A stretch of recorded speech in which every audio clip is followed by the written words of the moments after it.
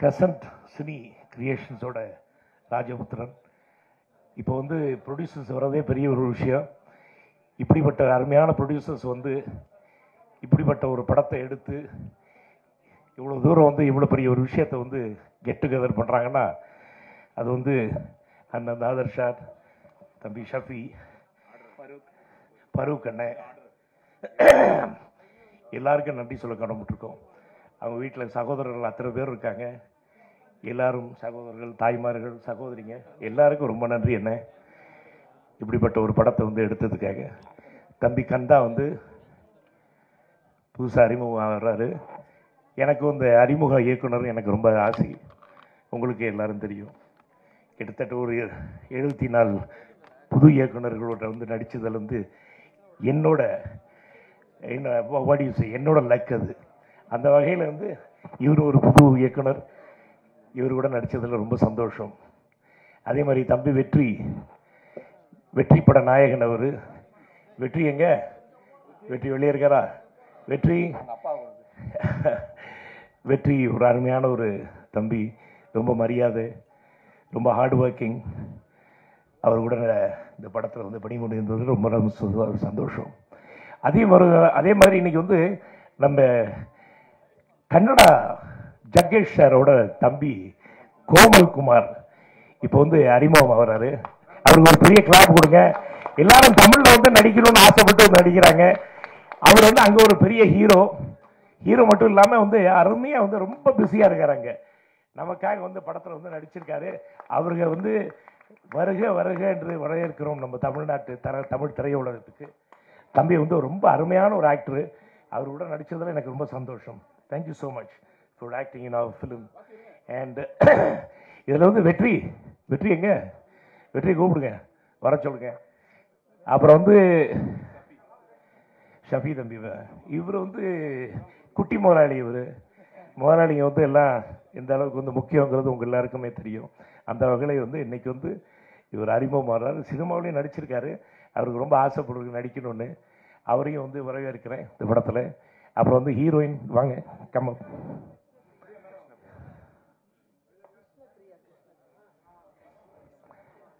கிருஷ்ணபிரியா அவர்கள். ரொம்ப நல்லா இருக்குமா, சாங்ஸ் எல்லாம் பார்த்தோம், ரொம்ப நல்லா இருக்கு. Looking so nice. அவங்க நம்ம ரெண்டு பேரும் தான் சண்டை படத்தில். இப்படி இருந்தாலும் வணக்கம் வாங்க. இருந்தாலும் இந்த படத்தில் வந்து பணிபுரிந்ததில் ரொம்ப சந்தோஷம். ரொம்ப ஒரு அருமையான ஒரு ஆர்டிஸ்ட்டு. பெரிய ஒரு எதிர்காலம் இருக்குது உங்களுக்கு. All the best, take care.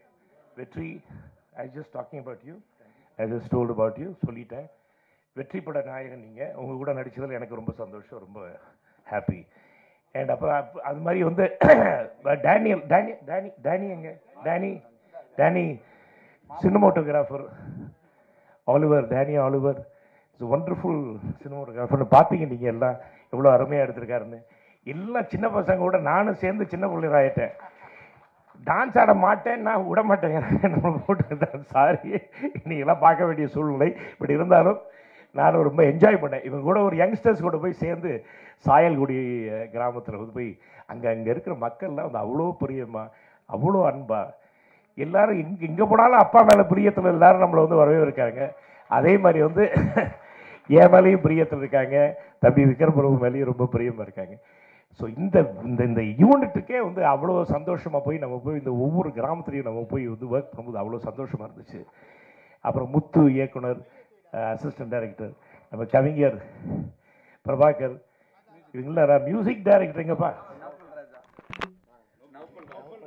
Naufal Raja, he has done a wonderful job. ரொம்ப நல்லா பண்ணியிருக்கீங்க தம்பி. Thank you, God bless you, God bless you. Vairamuthu ஐயா இல்லை, வைரமுத்து ஐயாவோட கவிதை நீங்களே வந்து பார்த்துங்க, ரொம்ப சந்தோஷம். அண்ணனை பற்றி நான் தான் சொல்லணுங்கிற அவசியம் இல்லை. அதே மாதிரி வந்து தம்பி மோகன்ராஜ், அவரும் வந்து சாங்ஸ்லாம் எழுதியிருக்காரு. இப்போ சமீபத்தில் வந்து டூரிஸ்ட் ஹாலிடே கூட சாங்ஸ்லாம் அவர் தான் எழுதுறாரு. ஸோ இப்படிப்பட்ட வந்து அருமையான யங்ஸ்டர்ஸ், ரொம்ப டேலண்டட் யங்ஸ்டர்ஸ் கூட வந்து நானும் எனக்கு வந்து பரிமுடிந்ததில் ரொம்ப ரொம்ப சந்தோஷம். ரொம்ப எனக்கு ஹாப்பி. தம்பி இமான் மறக்கக்கூடாது. We had a great time அங்கே. அப்புறம் இன்னும் யாராவது தான் இருக்கேன், வேற யாராவது? தங்கதுரை காமெடி. ஆமாம் தங்கதுரை தம்பி, அது விஜய் டிவி தம்பி. தங்கதுரை இமான்ல இப்போ சொல்லியாச்சு, எல்லாரையும் சொல்லியாச்சு. முத்து, மன்சூர் அலி கான் பற்றி சொல்லவே வேணாம், ஒரு அருமையான நடிகர், உங்களுக்கு தெரியும். ஆர்வி உதயகுமார், அப்படி வந்து எத்தனையோ பேர் வந்து படத்தில் நடிச்சிருக்காங்க. எத்தனையோ பேர் கூட வந்து எல்லாரும் கூட வந்து நம்ம நடித்தது ரொம்ப சந்தோஷம். I was feeling so happy and young, யூத்தாக இருந்த படத்தில். எப்படி வந்து மணி அண்ணன் பக்கத்தில் நின்னோன்னே எனக்கு வந்து யூத்னஸ் தெரியுதோ, அதே மாதிரி அண்ணன் நல்லா இருக்கீங்களா, உடம்பு நல்லா இருக்கா, அதே மாதிரி வந்து இங்கே இருக்கிற பல பேர் இங்கே, ஆமாம், நெல்லை அண்ணன், பழனிக்குமார், மண்ணை, எல்லாருமே இருக்கு. எல்லாம் நம்ம நண்பர்கள் எல்லாம். ஒருத்தர் பேரை வந்து சொல்ல முடியல, எல்லாருக்கும் தெரியும். என் மனசுலேருந்து எல்லாரையும் வந்து வருக என்று அழைத்து, தேவராஜ் எல்லாருமே. அப்புறம் வந்து இந்த கடைசி பாட்டு பார்த்தீங்கன்னா கொஞ்சம் இந்த உம்மா தான் அப்படிங்கிறது அண்ணன் டிஆர் அண்ணன் பாடினது. அதுக்கு நான் ஃபோன் பண்ணி ரொம்ப ரொம்ப சந்தோஷப்பட்டேன். அண்ணன் நீங்கள் இப்படி பாடினீங்கன்னு. அவருக்கு ஒரு சின்ன ஒரு அப்ளாஸ், அவருக்கு தேங்க்ஸ் சொல்லணும் அவருக்கு. அப்புறம் லிவிங்ஸ்டன் சார், லிவிங்ஸ்டன் வந்து குமார், ஜிஎம் குமார் லிவிங்ஸ்டன் அறிமுகப்படுத்துகிறேன். நான் வந்து ரொம்ப சந்தோஷப்படுறேன். அறுவடை நாள்னு படத்தில் வந்து அறிமுகப்படுத்தணும். இன்றைக்கி வந்து எவ்வளோ பெரிய 2 பேருமே பெரிய ஆக்டர்ஸ் ஆகிட்டாங்க. ஸோ வந்து இந்த முக்கால்வாசி டேரக்டர்ஸ்லாம் 2-3 மீட்டர் போட்டே வந்துடுறாங்க. எல்லாம் ஆக்டர் ஆகுறாங்க, கேமராமேன் ஆகுறாங்க, அப்புறம் காமெடியன் ஆகுறாங்க. இப்படிலாம் வந்து பல பேர் எல்லாம் இப்போ இறங்கிட்டாங்க. இப்போது சந்தோஷமாக இருக்குது. எல்லாருமே மல்டி டேலண்டட் பீப்புள் கூட வந்து ஆக்ட் பண்ணது ரொம்ப சந்தோஷம். உங்கள் அனைவரையும் வந்து ரொம்ப நாளைக்கு அப்புறம் பார்த்ததில் ரொம்ப ரொம்ப சந்தோஷம். வசீர் அண்ணன் வந்து எல்லாம் நம்ம வந்து ப்ரொடக்ஷன் எல்லாமே பார்த்துக்கிட்டார். அவர் தான் எங்களுக்கு சாப்பாடு காலையிலேருந்து மத்தியானம் நைட்டு வரைக்கும் சாப்பாடு போட்டதெல்லாம் அண்ணன் தான். ரொம்ப சந்தோஷம். அதே மாதிரி அண்ணன் பீரண்ணன், பீருக்காக்கா அண்ணன், இவங்க எல்லாருமே வந்து ஒரு குடும்பம். ஸோ இப்போ குடும்பம் வந்து பிரதர்ஸு. எங்களையும் வந்து வாங்க, ரஃபீக் வந்து ப்ரொடக்ஷன் மேனேஜரு. ஆமாம், இந்த ஆள் நினச்சாதான் நாங்கள் வந்து எங்கேயுமே போக முடியும். அதே மாதிரி வந்து ரசூல் இப்படி வந்து பல பேர் இருந்தாங்க. இவங்க என்னன்னா புது ப்ரொடியூசர்ஸு, எல்லாரையும் அப்படி பார்த்துக்கிட்டாங்க.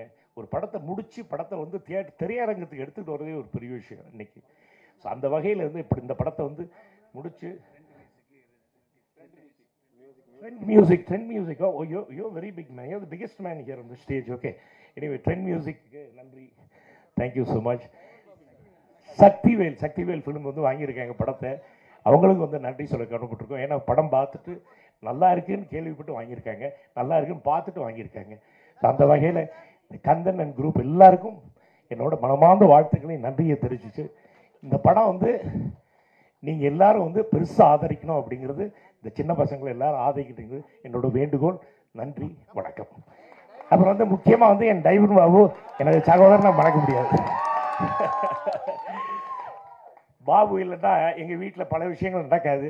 அதே மாதிரி இந்த படத்துல வந்து இவ்வளோ தூரம் மூவ் ஆகிறதுக்கு காரணமே வந்து டைவர் பாபு தான். அவருக்கு நன்றி சொல்ல கடமைப்பட்டிருக்கோம். நண்பர்களுக்கும் மீடியா நண்பர்களுக்கும் என்னுடைய மாலை வணக்கம். எனக்கு இந்த படத்து சம்பந்தமாக யாருமே எனக்கு பழக்கம் இல்லை. டைமண்ட் பாபு நிச்சயமாக இதுக்கு வரணும், பிரபு சார் சொன்னார் அப்படின்னு இன்விடேஷன் கொண்டாந்து கொடுத்தாரு. நான் வந்துட்டேன். இருந்தாலும் ஒரு திரைப்பட விழா, இந்த திரைப்படம் ஒரு பெரிய வெற்றி அடையணும். ஏற்கனவே 2 வெற்றிகளை தயாரிப்பாளர் கொடுத்துருக்காருன்னு கேள்விப்பட்டிருக்கேன். அவருக்கு என்னுடைய வாழ்த்துக்கள். அடுத்து கதாநாயகனாக, ஒரு கதாநாயகனாக 2 பேர் கதாநாயகன் கேள்விப்பட்டேன்.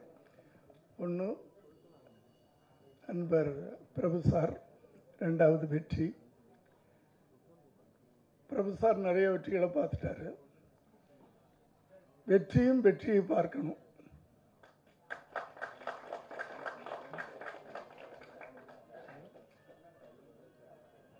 ஏன்னா திரையுலகத்தில் போராடிக்கிட்டு இருக்கிறாரு எல்லாருமே, கலைஞர்களும் சரி, நடிகர்களும் சரி, தொழில்நுட்ப கலைஞர்களும் சரி, தயாரிப்பாளர்களும் சரி.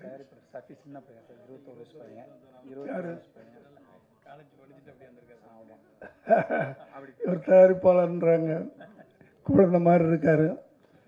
ஆனால் இத்தனை வெற்றிகளை கொடுத்துருக்காரு. சந்தோஷமாக இருக்குது.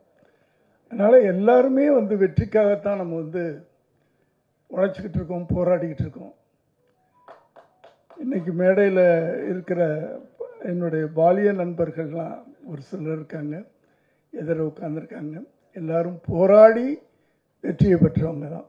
அதனால் நிச்சயமாக இன்றைய போராட்டம் நாளைய வெற்றி. அது வந்து சில விஷயங்கள் எல்லா இடத்துலையுமே சொல்லுவோம். நேற்றைய தொண்டன் இன்றைய தலைவன், இன்றைய தொண்டன் நாளைய தலைவன் ஒரு விதி இருக்குல்ல, அது மாதிரி இன்றைக்கி நம்ம உழைச்சோம்னா நாளைக்கு நல்லா இருப்போம். நேற்று உழைச்சதுனால நான் இன்றைக்கி நல்லா இருக்கேன். இவ்வளோதான். உழைப்பு தான் ஒரு மனிதனை வந்து உயர்த்துவது, வேறு எதுவுமே கிடையாது. உழைப்பு. உழைக்கிறதுக்கு முன்னாடி பிளான் பண்ணுங்க தயவு பண்ணி. சினிமா இன்னைக்கு ப்ரொடியூசர்லாம் எனக்கு முன்னாடி பேசினவர் யாரை சொன்னார், ப்ரொடியூசர்லாம் காணாமல் போயிட்டாங்கன்னு. காணாமல் போகல, பயந்து போய் வீட்டில் உட்காந்துருக்குறாங்க, வேறு ஒன்றும் இல்லை. படம் எடுக்கிறதுக்கு பயந்து போய் இந்த உட்காந்துருக்காரு. எத்தனை படங்கள் எடுத்தவர். நான் பயந்தான். படம் எடுத்துருவோம் கடன் வாங்கி, ஆனால் அந்த எடுத்த படத்தை ரிலீஸ் பண்ண முடியுதா, அதுக்கு நமக்கு தியேட்டர் கிடைக்குதா, அங்கே தான் வந்து தடுமாறுறோம் நம்ம. அது சின்ன படமாக இருக்கட்டும், பெரிய படமாக இருக்கட்டும், எல்லா படங்களும் தடுமாறிட்டு தான் இருக்கு. அதனால் அந்த ஒரு நிலைமை மாறணும். எல்லா படங்களும் தைரியமாக எல்லாரும் திரும்ப படம் எடுக்க வரணும். திரும்ப சினிமா உலகம் ஒரு 80-90களில் இருந்த மாதிரி வரணும்னு ஆசைப்பட்றேன். பிரபு சாரை பற்றி நான் இங்கே சொல்லணும். நான் நிறைய நடிகர்களை வச்சு படம் எடுத்துட்டேன். அந்த பாக்கியம் மட்டும் எனக்கு கிடைக்கல. பிரபு சாரோட வேலை செய்யக்கூடிய ஒரு வாய்ப்பை கடவுள் எனக்கு கொடுக்கல. அது முதல் படத்தில் மிஸ் ஆச்சு, அது அப்படியே மிஸ் ஆகிட்டே போயிடுச்சு. அது சட்டம் ஒரு சாட்சி நான் தெலுங்கில் பண்ணேன். அதை பிஎஸ் வீரப்பா அவங்க பார்த்துட்டு தமிழில் பண்ணணும் அப்படின்னு சொன்னாங்க. தமிழில் ஓகே, எல்லாம் ரெடி ஆகிட்டு யார் ஹீரோவை போடலான்னு சொல்லும்போது பிரபு சார் தான்.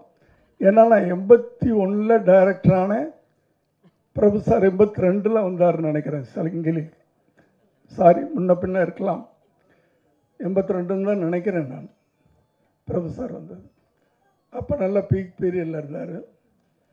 ஏதோ நான் கேட்ட தேதி கிடைக்கல, அதில் மிஸ் ஆச்சு. அதுக்கு பிறகு அப்படியே அந்த கொடுப்பினே இல்லாமல் போச்சு. இந்த படம் ஒரு பெரிய வெற்றியை கொடுக்கணும், எல்லாருக்கும் வெற்றியை கொடுக்கணும். திரும்ப ஒரு ஒரு ஒரு தயாரிப்பாளர் வெற்றி அடைஞ்சார்னா ஒரு 10 பேருக்கு படம் எடுக்கணுன்ற ஒரு ஆசை வரும். வெற்றி அடைஞ்சதுன்னா அந்த வர்றவங்களுக்கெல்லாம் நான் திரும்ப திரும்ப சொல்கிறது, பிளான் பண்ணுங்க, அழகாக முயற்சி பண்ணுங்க, கடுமையாக உழைங்க, நிச்சயமாக உங்களுக்கு வெற்றி காத்திருக்கிறது என்று சொல்லி எல்லாரையும் வாழ்த்தி நான் விடைபெறுகிறேன். நான் எதையுமே பார்க்கல, எதையும் பார்க்காம சொல்ல முடியாது. எல்லாருக்கும் வணக்கம், நன்றி, வணக்கம். இந்த ஆடியோ ரிலீஸை ஹவுஸ்ஃபுல்லாக இருக்குது. இதே முதல் வெற்றி. நம்ம டைமண்ட் பாபு சார், பிரபு சார் பேர் சொன்னாங்க, அவ்வளோதான். சார் சொன்னாங்க உன்னை வர சொல்லுன்னு. பிரபு சார் பேர் சொன்னால் எனக்கு நினைவாற்றல் சரியாக இருக்கிற வரைக்கும் அவர் எங்கே எப்போ சொன்னாலும் நான் இங்கே வந்து நின்றுடுவேன். ஏன்னா அந்த ஒரு ஜீவன் என்னை ஓகே இந்த பையன் சொல்லனா இந்த மேடையில் நான் இல்லை. நான் வேணால் இப்போவாது பரவாயில்ல, ஏதோ சட்டைக்கிட்ட போட்டு கொஞ்சம் பார்க்குற மாதிரி கொஞ்சம் உருவமாக இருக்கேன். நான் ஒரு 21 வயசு எப்படி இருந்திருப்பேன் பாருங்கள். என்னை பார்த்தா ஒரு டைரக்டராக மதிக்க மாட்டாங்க. கன்னிராசி பூஜை, அதில் இளையராஜா சார் பக்கத்தில் நிற்கிறாங்க, பிரபு சார், அப்புறம் எல்லிபிசா சார், இவங்க நிற்கிறாங்க. அங்கே பூஜை செய்கிற ஐயர் வந்து எல்லார்ட்டையும் அந்த பூ இதெல்லாம் கொடுத்து ஆசீர்வாதம் வாங்குறாங்க. நானும் போய் கை நீட்டினேன், என்னை தள்ளி விட்டார். அப்புறம் ஏதோ தீர்த்தம் எந்த எல்லாருக்கும் நான் போய் கை நீட்டினேன், தள்ளிட்டார். இப்போ ஏதோ தேவையில்லாமல் ஒருத்தன் வந்திருக்கான்னு. அப்புறம் இளைய சொன்னார், இவன் தாங்க டைரக்டர். அதுக்கப்புறம் அவர் என்கிட்டயே மந்திரம் சொன்னார். மந்திரம் அந்த அளவுக்கு என்னை பார்த்தா டைரக்டராகவே தெரிய மாட்டேன். அப்படி ஒரு உருவம் இருந்த என்ன, இவன் ஒரு டைரக்டராக ஒரு கதை சொல்கிறான், இவன் நிச்சயமாக ஒரு நல்ல படம் எடுப்பார் நம்பி எனக்கு காட்சிட்டு கொடுத்தாருல, அந்த தெய்வத்தை நான் ஜென்மத்துக்கு மறக்க மாட்டேன். அற்புதமான மனிதர். அந்த உருவத்துக்கும் அந்த குழந்தைக்கும் சம்மந்தமே இருக்காது. அவர் கம்பீரத்துக்கு அவர் குழந்தை மாதிரி பேசுவார். என்கிட்ட நான் டைரக்டர்கிட்ட வந்து எங்கள் டைரக்டர்கிட்ட வந்தால ஒரு சொல்லிக் கொடுக்குற காரணம் இல்லை, இப்படி பண்ணுங்க அப்படி பண்ணுங்க நீ நில்லுங்க அப்படிலாம் பேசுவேன். அது ராசுக்கு அவர் சொல்லுவார், பாண்டி நீ நல்லா சொல்கிற, ஆனால் சொல்கிறது ஏதோ கொஞ்சம் சைடாப்பட்டெலாம் வருது, அதெல்லாம் கொஞ்சம் கட் பண்ணு அப்படின்னு தோளில் கை போட்டு ஹவு டு பிஹேவ், எப்படி மற்றவங்கிட்ட பழகணுன்றத கற்றுக் கொடுத்த மாமனிதர் பிரபு சார் தான். ஏன்னா சினிமா கற்றுக்கிட்டோம் வந்தோம் இல்லை, இந்த உலகத்தில் எப்படி பிழைக்கணும், யார்கிட்ட எப்படி பழகணும், யாருக்கு என்ன மரியாதை கொடுக்கணும், அதெல்லாம் பெரிய விஷயம். ஒரு ஒரு யூனிவர்சிட்டி மாதிரி வருது, அற்புதமாக சொல்லி கொடுத்தாரு.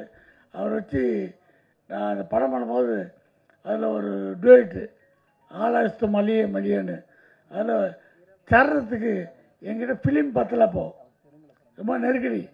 அதில் சரணம் முழுக்க ஒரே ஷாட் வச்சார் சார். அவர் ரிஹர்சல் எடுத்துக்கிட்டு ஆடினார். கோல்டன் பீச் தான் எங்களுக்கு பெரிய லொக்கேஷன், கோல்டன் பீச் தான். கோல்டன் பீச்லாம் எடுக்கிறீங்களா அப்படின்வாங்க. அப்போ அவ்வளோ பெரிய ஷூட்டிங்கு அதான் எடுத்தேன். 2 சரணமும் ஒரு ஷாட்டு எடுத்தாச்சு. வந்து அதை எடிட்டிங்கில் வச்சு பார்த்தா அது சிங்க் ஆகலை, பேட்ரி கொஞ்சம் லோவாக போட்டிருக்காங்க, பேட்ரி மாற்றலை அப்போ இருந்த பர்மிக்கு. அப்போ சிங்க்கு பாட்டு முடிஞ்சு போச்சு, டான்ஸ் ஆடி அதுக்கப்புறம் சவுண்டு கொஞ்சம் இருக்குது. ஐயா பிரச்சனைட்டு அதை பார்த்து ஒரு நாளைக்கு அப்புறம் அந்த ஒரு 6 ஃப்ரேமை ஃப்ரீஸ் பண்ணி அடுத்த ஃப்ரேம்லேயே ஒரு 6 ஃப்ரேம் ஃப்ரீஸ் பண்ணி அந்த ஃப்ரீஸும் மிக்ஸ் ஒரு டிசால்வ் மாதிரி பண்ணி விட்டோம். அது இதுலேருந்து அது மாறும்போது ஃப்ரீஸாக அது வரும். அப்பா அப்படின்னு தப்பிச்சோம். தியேட்டரில் அதை பார்த்த உடனே அந்த ஷாட்டை நாங்கள் தப்பு பண்ணதை அட்ஜஸ்ட் பண்ணியிருக்காங்க. அந்த ஷாட்டுக்கு கிளாப்ஸுங்க என்ன அது தப்பாக கண்டுபிடிச்சாங்க, விசில் பறகுது. என்னென்னா போன சரணத்துலேருந்து அடுத்து பல்லவி மாறும்போது பிரபு சார் காஸ்டியூம் சேஞ்சு வேறு ஷர்ட்டில் வராது, அதுக்கு விசில் பறகுது. ரசிகை கூப்பிட்டு ஏன் கை தட்டிங்க, தலைவர் சட்டை மாத்தினார்ல அந்த டிசைனில். அப்படி ஒரு ரசிகர்களை பெற்ற ஒரு சூப்பர் ஹீரோ, ஒரு பண்பாளர். அவர் இன்னைக்கு வரைக்கும் பாண்டி அப்படின்னு ஃபோன் எடுத்தோடனே அந்த உரிமையோடு கூப்பிடுற குணம் அதை மறக்க முடியாது. நான் டைரக்ட் பண்ணது பிரபு சாரை, அவர்கிட்ட கற்றுக்கிறது நிறையா. அதுக்கப்புறம் அவங்க அப்பா கூட நடித்தேன். நடிகர் தளத்தோட தாய்க்கர் தளத்தில் நடிக்கிற வாய்ப்பு, இதெல்லாம் எனக்கு சோகங்கள் வரும்போது நினச்சி பார்த்துக்குது. எவ்வளோ பெரிய லக்கு நமக்கு யோசிச்சு பாருங்கள். நடிகர் திலகம் எனக்கு அப்பா, நாட்டிய பேரொழி பத்மினி அம்மா எனக்கு அம்மா, இவங்களுக்கு நான் புள்ள. இப்படி ஒரு காம்பினேஷன் பிறக்குமா? யோசிச்சு பார்த்தாலும் நடக்குமா? இதெல்லாம் நடந்திருக்கு. இந்த மாதிரி அவங்க கூட பழகும்போது என்ன டைமிங், நடிக்கிறனா எப்படி நடந்துக்கணும், 7 மணினா 7 மணி காட்சிட்டில் வித் காஸ்டியூம் மேக்கப்போட 7 மணிக்கு செட்டில் இருக்கணும். இதெல்லாம் சொல்லி கொடுத்த அந்த தெய்வங்கள் தான்.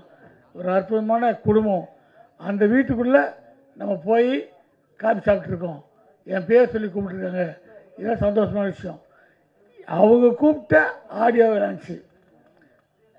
டைமண்ட் ரோவர் சார் சொன்னார், பிரபு சார் அப்பா பையனுக்கான ஒரு கதையில் ஆக்ட் பண்ணியிருக்காரு, அதனால் நீங்கள் பையனோடு வரணுன்னாரு.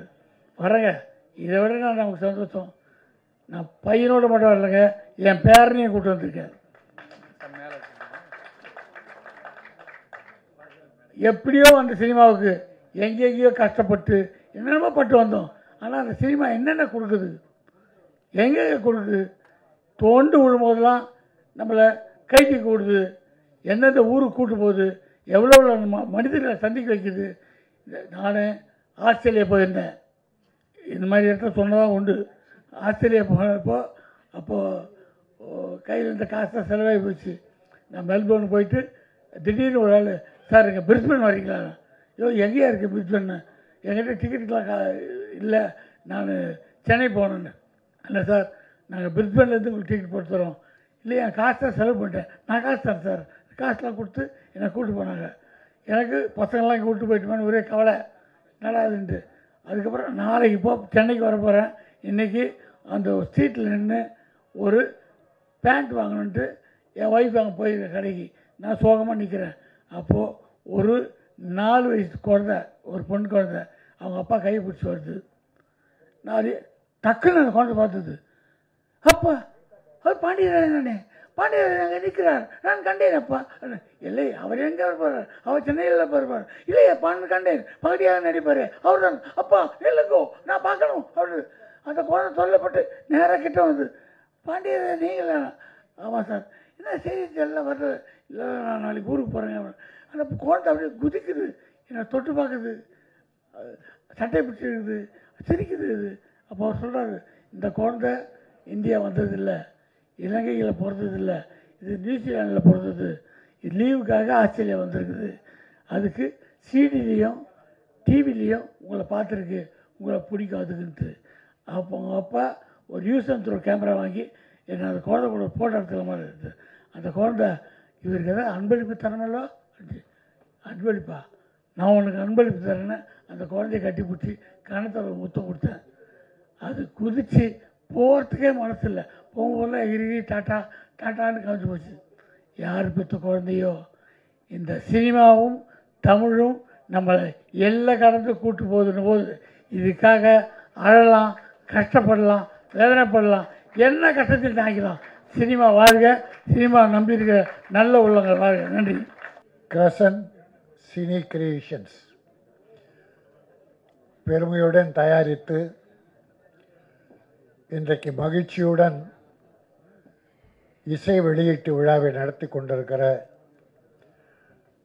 திரைப்பட தயாரிப்பாளர் KM சஃபி அவர்களுக்கும், படத்தின் இயக்குனர் மகா கந்தன் அவர்களுக்கும், படத்தின் கதாநாயகனாக நடித்திருக்கிற இளைய திலகம், இளைய மனம் கொண்ட பிரபு அவர்களுக்கும், அருமை தம்பி வெற்றியை நோக்கி வீர நடை போட்டு கொண்டிருக்கிற தம்பி வெற்றிக்கும், இதில் உழைத்த கலைஞர்கள், தொழில்நுட்ப கலைஞர் அத்தனை பேருக்கும் என்னுடைய உளம் நிறைந்த வாழ்த்துக்களை தெரிவித்துக் கொள்கிறேன். ராஜபுத்திரன் ஒரு குடும்ப கதை.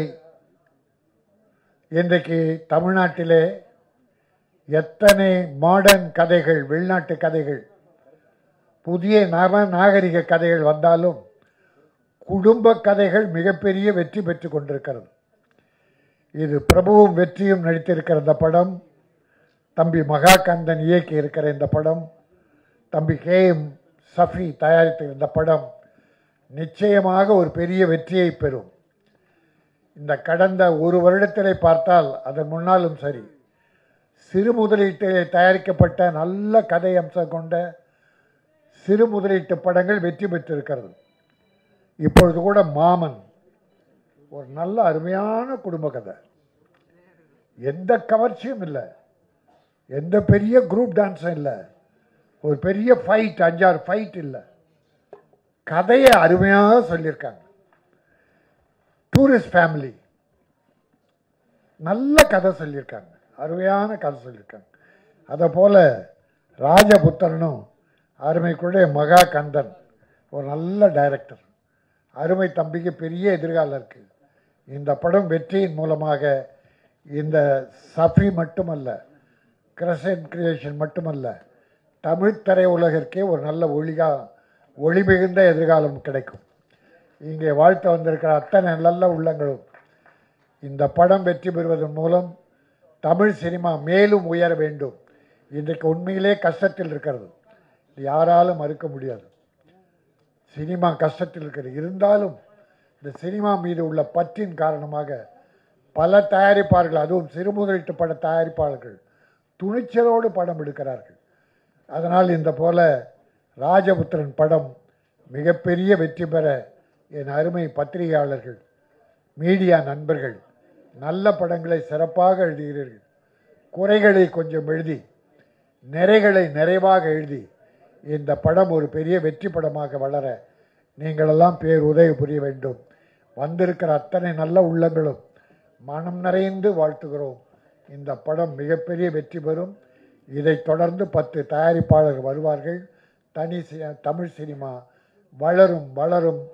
நம்முடைய தயாரிப்பாளர் போட்ட பணத்தை மீண்டும் எடுப்பார். அடுத்த படம் தயாரிப்பார். அதுவும் வெற்றி படமாக அமையும் என சொல்லி விடைபெறுகிறேன். நன்றி, வணக்கம். குடும்பம் எல்லாருக்குமே இது பிடிக்கும். அப்பான்னா எல்லாருக்கும் பிடிக்கும். எங்கள் அப்பா தெய்வமாயிட்டார். எங்கள் அப்பாவை பார்த்துக்கிட்டது எங்கள் அம்மா. எங்கள் அக்கா வந்திருக்காங்க, அவங்க என்னை நல்லா பார்த்துக்கிட்டாங்க. எங்கள் அண்ணி, எங்கள் குடும்பங்க எல்லாமே என்னை நல்லா பார்த்துக்கிட்டாங்க. ஏன் இவ்வளோ சொல்கிறேன்னா, அவங்கள இத்தனை வருஷம் சினிமாவில் இவ்வளோ வருஷம் இருக்கணும்னா, ஒரு 10-15 வருஷம் சினிமாவில் இருக்குன்னா குடும்பத்தோட ஆதரவு இல்லாமல் இருக்கவே முடியாது. அதனால் முதல்ல அவங்களுக்கு நான் நன்றி சொல்லிக்கிறேன். ஏன்னா நம்ம ஒரு காவல்துறையில் இருந்தேன், காவல்துறையிலேருந்து வேலையை விட்டுட்டு இந்த சினிமாவுக்கு வந்தேன். அதனால் அவங்களோட சப்போர்ட், அவங்களுக்கு முதல்ல நன்றி தெரிவிச்சுக்கிறேன். அப்புறம் என்னென்னா, இந்த ஆடியோ லான்ச்சுங்கிறது ஏன் நடக்குதுன்னா, நம்ம பத்திரிக்கையாளர் இருக்காங்களா, அவங்க கொண்டு போய் இந்த கண்டென்ட்டை சேர்ப்பாங்க. நம்ம பேசுகிறது எல்லாமே இந்த பத்திரிக்கையாளர்கள் இல்லைன்னா நம்மளோட இந்த ஆடியோ லான்ச் இவ்வளோ பெருசாக பண்ணி இவ்வளோ விஷயம் பண்ணி அது போய் ஆடியன்ஸுக்கு சேரணுங்கிறதுக்காண்டி தான் நம்ம பண்ணுறோம். அதனால் பத்திரிக்கையாளர்களுக்கு ரொம்ப நன்றி. அப்புறம் என்னோட குரு வசந்த் சார், என்னென்னா சின்ன வயசில் இந்த எஸ்பிபி சார் வந்து மூச்சு விடாமல் பாடியிருப்பார். அது பாடும்போது நம்ம ஒரு பிரமிச்சு பார்த்துருப்போம். என்னன்னு பார்த்தா அதுக்கப்புறம் பார்த்தா அந்த டேரக்டர்கிட்டே நம்ம போய் வேலை பார்த்தோம். அது ஒரு பெரிய மகிழ்ச்சியான விஷயம். அவர்கிட்ட போகும்போது நிறைய விஷயங்கள் கற்றுக்கிட்ட மாதிரி இருந்துச்சு. சில பொசிஷன் நிப்பாட்டும் போல பார்த்தா எல்லாரையும் நிப்பாட்டி மேக்சிமம் எல்லாருமே நடிகர்களுக்கு டைரக்டர் போயிடுவாங்க. ஆனால் இவர் வந்து நடிகர்களை தனக்கானதை ஆக்கிக்குவார். அந்த மாதிரி ஒரு இயக்குனர் வசந்த் சார். அவர்கிட்ட வந்து ஒர்க் பண்ணதில் ரொம்ப மகிழ்ச்சி, நிறைய கற்றுக்கிட்டேன். எங்கள் டைரக்டர் வசந்த் சார் இங்கே இருக்காங்க, வந்ததுக்கு நன்றி ரொம்ப. அப்புறம் நந்தா பெரியசாமி சார், திருமாணிக்கம் இப்போ ஒரு படம் வந்திருக்கு. நான் நந்தா பெரியசாமி சார் தான் முதல்ல ஒர்க் பண்ணேன். திருமாணிக்கம் வந்து இன்றைக்கி வந்து வெற்றி படமாக இருந்திருக்கு. நிறைய அவர்கிட்ட கற்றுக்கிட்டது என்ன, ஓடிக்கிட்டே தவம் பண்ணணும்னு சொல்லுவார். என்னென்னா சினிமாவில் தோற்றுக்கிட்டே இருந்தாலும், இல்லை ஒரு அடுத்தடுத்த படங்கள் ஜெயிச்சுக்கிட்டே இருந்தாலும் ஒவ்வொருத்தவங்க காணாமல் போயிடுவாங்க. அவரோட இருந்த எத்தனோ பேர்கள் இன்றைக்கி சினிமாவில் இல்லை. ஆனால் அவர் இன்னைக்கு வரைக்கும் சினிமாவில் இருந்துக்கிட்டே இருக்கார், முயற்சி பண்ணிக்கிட்டே இருக்கார், வெற்றி பெற்றுக்கிட்டே இருக்கார், அடுத்தடுத்த படங்கள் பண்ணிக்கிட்டே. அவர்கிட்ட கற்றுக்கிட்டது என்னென்னா முயற்சி முயற்சி முயற்சி, உழைப்பு. அதுதான்.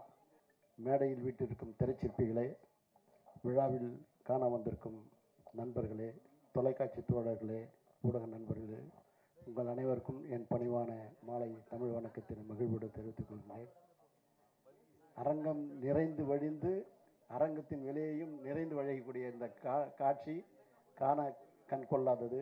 இப்படியே திரையரங்கமும் நிறைந்து அரங்கங்கள்லாம் தங்க சுரங்கங்களை வசூலை கொட்டி ராஜபுத்திரன் மாபெரும் பேரரசனாக விளங்கிட வாழ்த்தி விடைபெறுகிறேன். நன்றி, வணக்கம். ஆனால் அதுக்கு முக்கியமான காரணம் இதோ என் பக்கத்தில் நிற்கிற என்னோட உதவியாளர் திரு கந்தசாமி அவர்கள். அவர் மகா கந்தன்னு பேர் வச்சுக்கிட்டு இந்த திரைப்படத்தை எடுத்திருக்காரு. எனக்கு இந்த இடத்துல எங்கேயும் ஓடிக்கிட்டு நான் சாயங்காலம் வந்ததுலேருந்து பார்த்து ஆச்சரியப்பட்டது வந்து ஒரு யங்ஸ்டர். அவரோட வயசு, அவர் இங்கே இருந்தார்னா சொல்லட்டும், அவர் பேர் வந்து டைமண்ட் பாபு. என்ன ஓட்டம் ஒரு அதுக்கு காரணம் என்னன்னு கேட்டிங்கன்னா, அவர் புத்திரன், அவர் ராஜாவால் தான்.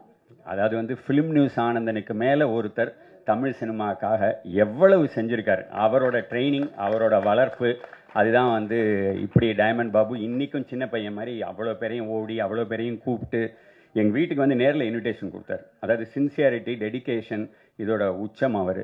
ஸோ கைலாசத்தினால தான் அவரோட சன் அவ்வளவு சிறப்பாக இருந்தார். கைலாசம்ங்கிறது பால்சந்த் சாரோடைய அப்பா. கைலாசம் வந்து அவ்வளவு டிசிப்ளின்டு பர்சன். அவர் பையனை வளர்த்ததுனால தான் கேபி சார்னு ஒருத்தர், கேபி சார்னால 47 உச்ச நட்சத்திரங்கள் ரஜினி சார் உட்பட தமிழ் சினிமாவுக்கு. அந்த மாதிரி ஒரு ஃபாதரையும் நான் நினச்சி பார்த்தேன். இங்கே உட்காந்துருக்கும்போது என்னோடய அப்பா சிடி சோமையாவனால தான் நான் இன்றைக்கி இந்த மேடையில் இருக்கேன். அவர் தான் என்னோடய ஹீரோ எப்பயுமே. ஸோ இந்த மாதிரி எவ்வளோ பேரை சொல்லலாம். எங்கள் அப்பா சொல்லுவார், தேவக்கோட்டைன்னு எங்கள் ஊரில் வேதாள உலகம் செட்டு போட்டது, ஏவிஎம் செட்டு போட்ட காலத்துலேருந்து அவருக்கு ஏதோ சினிமாவுக்கு வரணும்னு ஆசை, அவரால் வர முடியல, அவரோட ஆசையை நான் தீர்த்ததாக சொல்வார். ஸோ இந்த மாதிரி இவங்க அப்பாவினுடைய ஆசை எனக்கு எவ்வளோ சொல்லியிருக்காரு. இன்றைக்கி வந்து இந்த மகாகந்தன் இவ்வளவு சூப்பராக ஒரு முதல் படம், இது முதல் படமாக, இவர் முதல் பட டைரக்டராக இங்கே வந்திருக்கிற கூட்டம் எதுவுமே அதை நம்ப முடியாது அப்படின்னு சொல்கிற மாதிரி இருக்குது. ஏன்னா அவ்வளோ நல்ல மனுஷன் அவர். எனக்கு தெரியும் என்கிட்ட ஒர்க் பண்ணதுலேருந்து, அதாவது வந்து நானும் அவரும் ஆர்டிக் அண்டார்டிக் மாதிரி. எனக்கு கொஞ்சமாக கோவம் வரும் பாலச்சந்திரன் சார்ட்டு கற்றுட்டதுனால. இவருக்கு கோவம்னா கிலோ என்ன விலைன்னு கேட்பார். அவ்வளவு சாந்தமாக அவ்வளவு ஸ்மூத்தாக எல்லா விஷயங்களையும் செய்யக்கூடியவர், திறமையானவர். எப்படி எங்கிட்டேருந்து வந்து ஒரு பிச்சைக்காரன் சசி வந்தாரோ, ஒரு ஊட்டி அன்வர் வந்தாரோ, ஒரு புலிவால் மாரிமுத்து நடிகர் டைரக்டர் வந்தாரோ, எப்படி வாலி எஸ்ஜே சூர்யா வந்தாரோ, எப்படி வந்து மெட்ராஸ்காரன் வாலி மோகன்தாஸ் வந்தானோ, அந்த மாதிரி கண்டிப்பாக மிகப்பெரிய வெற்றியை என்னுடைய உதவியாளர் திரு கந்தசாமி பெறுவார். அதுக்கு இங்கே வந்திருக்கிற அத்தனை பேரும் பேசின பேச்சுகளும் சாட்சி. ரொம்ப மகிழ்ச்சி, வாழ்த்துக்கள். வெற்றி விழாவில் சந்திப்போம். நன்றி. இது வரைக்கும் எல்லாத்தையும் எப்படி கூப்பிடுச்சு இந்த பாப்பா? இந்த படத்தில் கந்து வட்டி வசூலிப்பவராக, இது தேவையா உங்களுக்கு?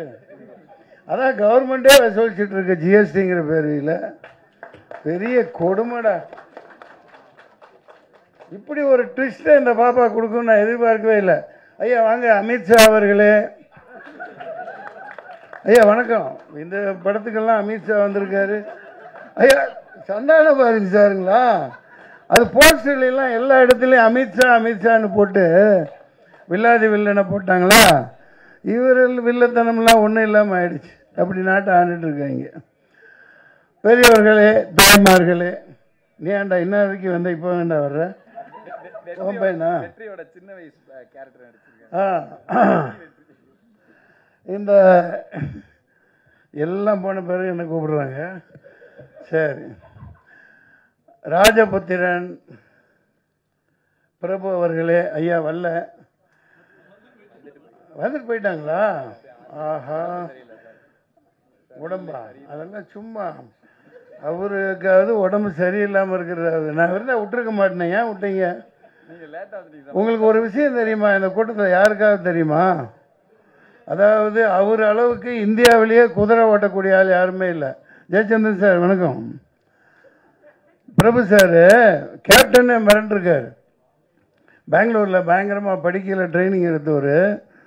குதிரை செத்தாலும் அவர் இறங்க மாட்டார், கீழே பறப்பார். 120 கிலோமீட்டர் ஸ்பீடில் பறப்பார் பிரபு சார். அவருக்கு போய் உடம்பு சரியில்லைன்னா எப்படி? இன்னொன்றும் நம்ம அப்படியே விஷயங்கள் மறந்துடுவேன், சொல்லிட்டு போகணும்.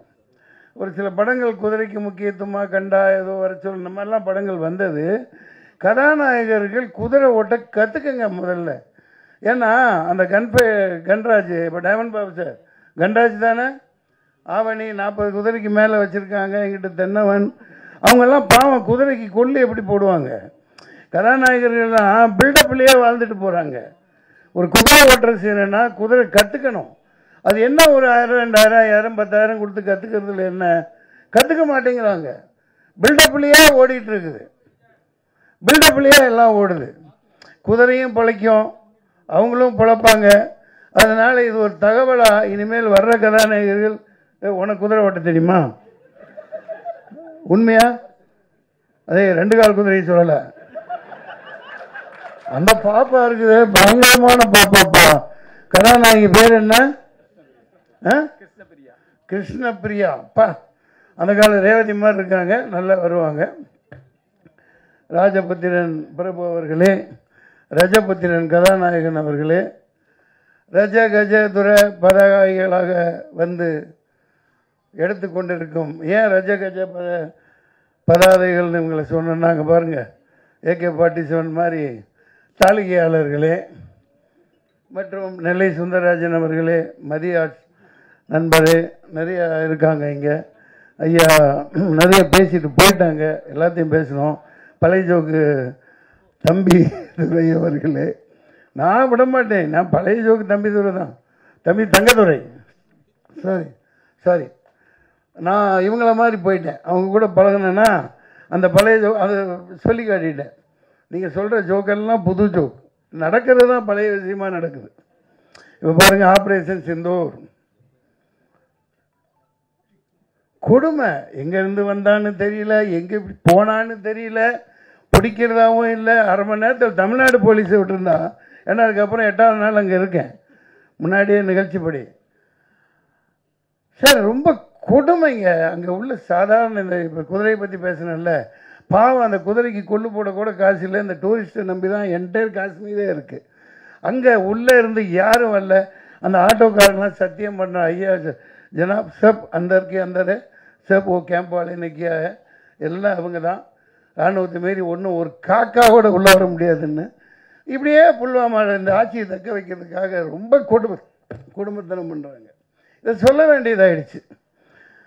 அதாவது ஆள்றவங்களே வில்லனாக இருக்காங்க. நாங்கள் இங்கே யாரும் சந்தான பாரதியெல்லாம் பெரிய வில்லனே கிடையாது. நான்லாம் ஒரு வில்லனே கிடையாது.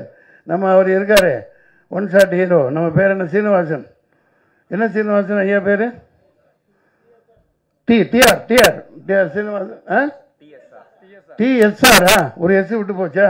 அதனால என்ன இப்போ நடிக்கிறது ஒரு சீனு தான் என்ன மாதிரி. பரவாயில்ல, அடுத்து 10 சீன் கொடுங்கப்பா. எல்லாத்தையும் மகிழ்ச்சியாக இருக்கணும், ஜாலியாக இருக்கணும். ஆனால் இந்த நாட்டை ஆள்றவன் விடமாட்டேங்கிறான். நாட்டை ஆள்ற எல்லா எரும மாடுங்களும் இங்கேயும் சரி அங்கேயும் சரி மக்களை மகிழ்ச்சியாகவே வச்சுக்க மாட்டேங்கிறான். மகிழ்ச்சியை வச்சுக்கிறேன் அப்படின்ட்டு டாஸ்மாக திறந்து விட்டு ஃபுல்லாக அடிச்சுட்டு போதையில் கிடக்க வைக்கிறான். காசு எப்படி வரும்? இது ஏன் நான் சொல்கிறேன்னா, சினிமா பார்க்க இவர் எங்கே தனஞ்சயன்லாம் போயிட்டாங்களா? பேசிட்டு கண்டுருவாங்களே, கேட்க மாட்டாங்களே. சிவா சாரும் இல்லையா? சரியாக போச்சு. அதாவது தியேட்டரு போடுறவர் இருக்கார்ல, நீங்கள் அப்பப்போ வந்து மைக்க பிடிச்சிங்களே, நீங்கள் தான். ஆமாம், அதாவது இவர் கஷ்டப்பட்டு ரிலீஸ் பண்ணுறாரு, ஆடியன்ஸ் வரணுமே உள்ள. காசு இல்லை, காசு இருந்தால் தாங்க வருவான். இப்போ பாருங்கள், கொஞ்ச நாளில் ஸ்கூல் திறந்துருவான். ஸ்கூல் ஃபீஸ் கட்டணுமா இல்லையா? புள்ளக்குட்டி உள்ளவனுக்கு தான் தெரியும், நாட்டாள நாதாரிக்கு தெரியாது. சார் எவ்வளோ கஷ்டம் சார். ஆட்டோக்காரங்க அந்த 1.5 மாதம் லீவ் இருக்குல்ல, அந்த லீவுக்கும் சேர்த்து காசு வாங்குறாங்களா இல்லையா? சார் நான் உங்களை நம்பித்தான் சார் இருக்கோம். வேற ஒன்றும் பதில் சொல்ல முடியல. எலக்ட்ரிசிட்டி என்னங்க, இபி எவ்வளோங்க? அந்த காலத்தில் ஆட்டோவுக்கு மீட்டர் தான் சூடு வச்சான், இவன் மொத்தமாகவே சூடு வைக்கிறாங்க. முடியல. இபி அந்த பக்கம் ஜிஎஸ்டி. அதாவது மக்கள்கிட்ட காசை இருக்க விட மாட்டேங்கிறாங்க. சினிமாவை காப்பாற்றுறவங்க இப்போ உதாரணத்துக்கு இப்போ விளையாட்டாக சொல்லலை, காஷ்மீரில் 50 லட்சம் கோடிக்கு மேலே இது வரைக்கும் அந்த வீணாக போன அவ்வளோ செலவழிச்சிருக்காங்க. அதுக்கு மேலேன்னு நினைக்கிறேன் 8 லட்சம் ஃபோர்ஸு. ஒரு அடிக்கு ஒருத்தன் நின்றுட்டு இருக்கான். காலையில் ஒன்றுக்கு போக முடியல, 4 மணிக்கு வாங்க சொன்னால் அப்படியே அந்த அது ட்ரைகரை கையில் வச்சுக்கிட்டே சுற்றுறாங்க. எப்போ போட்டு தருவான்னு தெரியல. நம்ம ஊர் போலீஸ்னால் இப்படி வச்சுக்கிட்டு ஜாலியாக அப்படி சுற்றிக்கிட்டு இருப்பாங்க. இப்படியே சுற்றுறாங்க எல்லாம் ஃபுல் ஆம்டா. அவ்வளோ பணத்தை கொண்டே கொட்டுறாங்களே. நான் சொல்ல வர்றது, சினிமாவை வாழ வைக்க யாருப்பா இருக்கா? நம்ம சங்கம் யார் நம்ம இங்கேருந்து நாளைக்கு உருவாக்கலாம், நீங்கள் கூட உருவாகலாம். அதாவது வேணும், கம்பல் பண்ணணும். மத்திய அரசு என்னென்னமோ சும்மா இருப்பா, சினிமா ஓட வேணாமா? அதாவது ஏதாவது வசதி பண்ணணும். மானியம் இருக்குல்ல, அதெல்லாம் ஒழுங்காக கொடுக்குறாங்களா? மத்திய அரசு எல்லாத்துக்கும் கொடுக்க வைக்கணும், ஊக்குவிக்கணும். மக்கள்கிட்ட காசு இருக்கிற மாதிரி ஏதாவது பண்ணணும். தங்க விட மாட்டேங்கிறானே. பேங்க்கில் பணம் போட முடியுதா? 1 பைசா போட முடியல. என்னென்னமோ போட்டு எடுத்துடுறான். நான் கொஞ்சம் பணம் வந்துட்டு இருந்தது, ஃப்ளாட்டு விற்று வந்துட்டு இருந்துச்சா, ஒரு அம்மா அந்த பேங்க் ஆஃப் பரோடாவில் சார் ஒரு சின்ன சைன் பண்ணுங்க. எதுக்குமா? ஒரு இன்சூரன்ஸ் சார் போடுங்க சார், பின்னாடி யூஸ் ஆகும். சரி, அப்படி சைன் போட்டு வந்துட்டேன். அதாவது அவனே பணம் எடுத்துக்கிறான். வருஷத்துக்கு 2 லட்சம் 2-3 பாலிசி சைன் வாங்கினாங்க.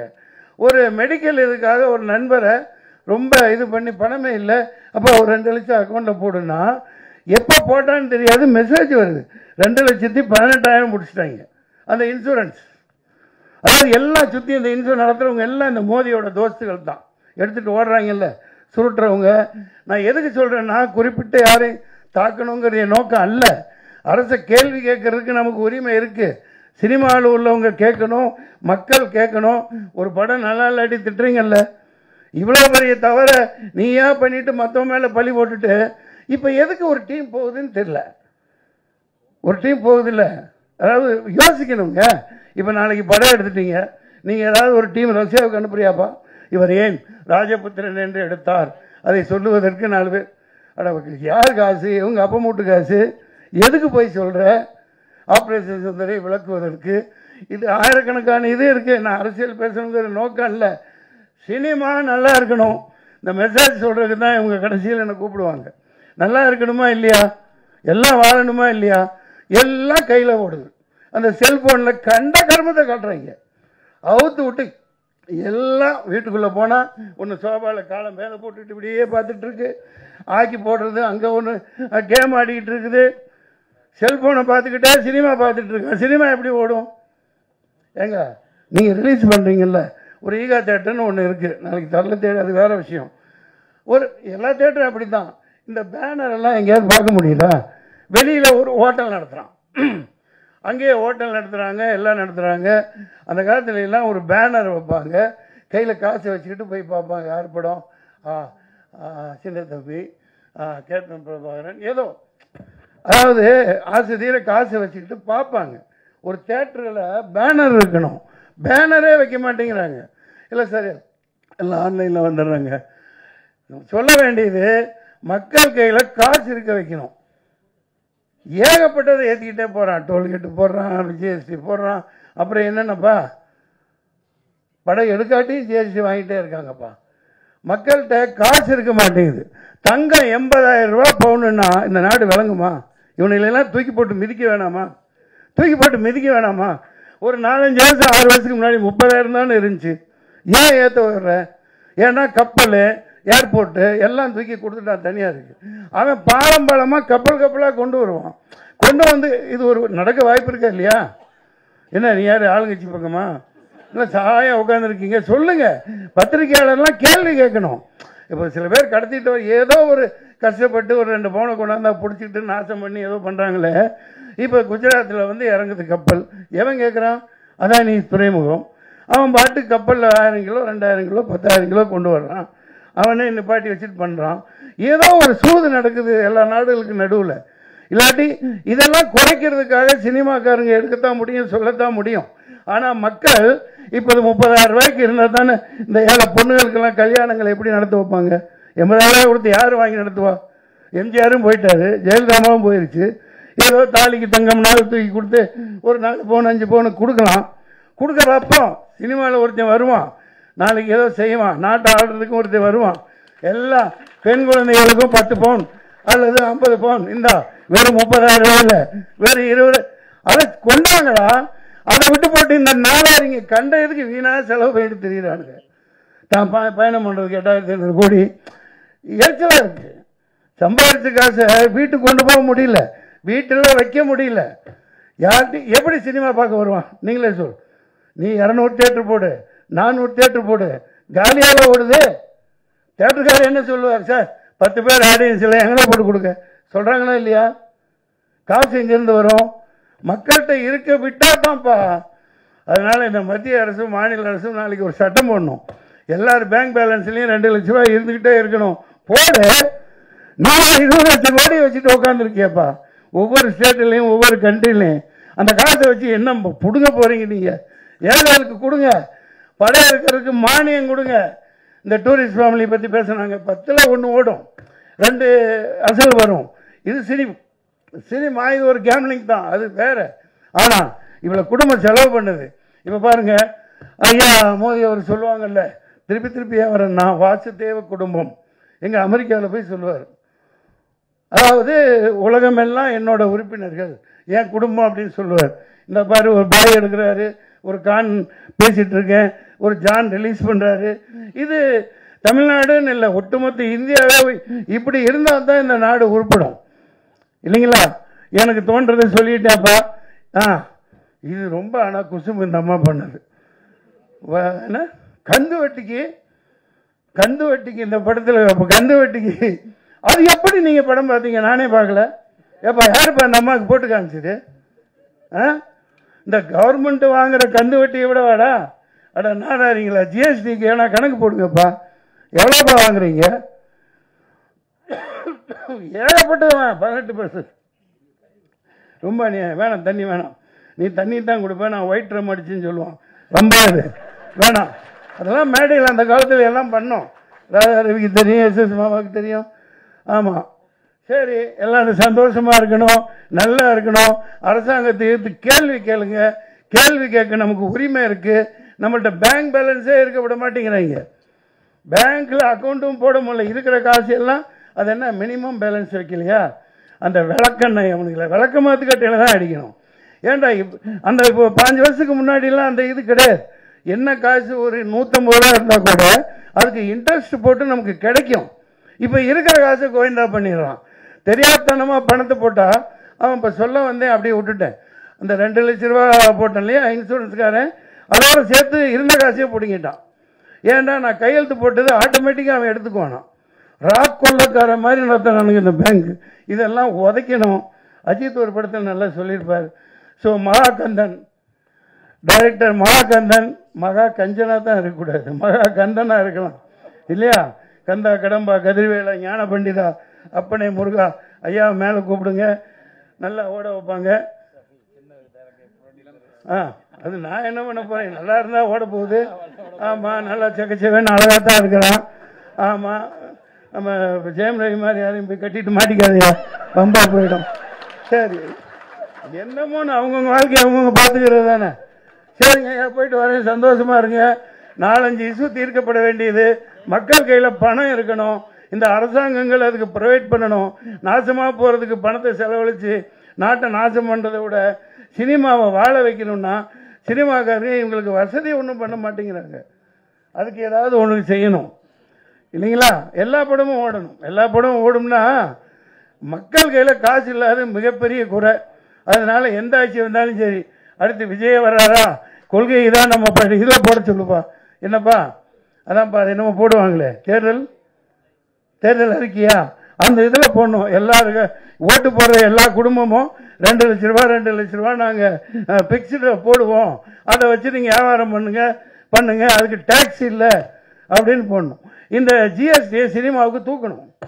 ஜிஎஸ்டியை என்னய்யா, ஜிஎஸ்டி கொடுக்குறவங்கள டிக்கெட்டில் அதை தூக்கணும். நாங்கள் மகிழ்ச்சி படுத்துறதுக்காக இருக்கோம். நாங்கள் எனக்கு எதுக்கு வெங்காயம் நீ ஜிஎஸ்டி போடுற, ஏன் போடுற கேளுங்க. நிர்மலா சீதாராமன், நீ இப்போ ஊறுகாய் வித்திய, அப்போ உங்களுக்கு ஜிஎஸ்டி போட்டாங்களா?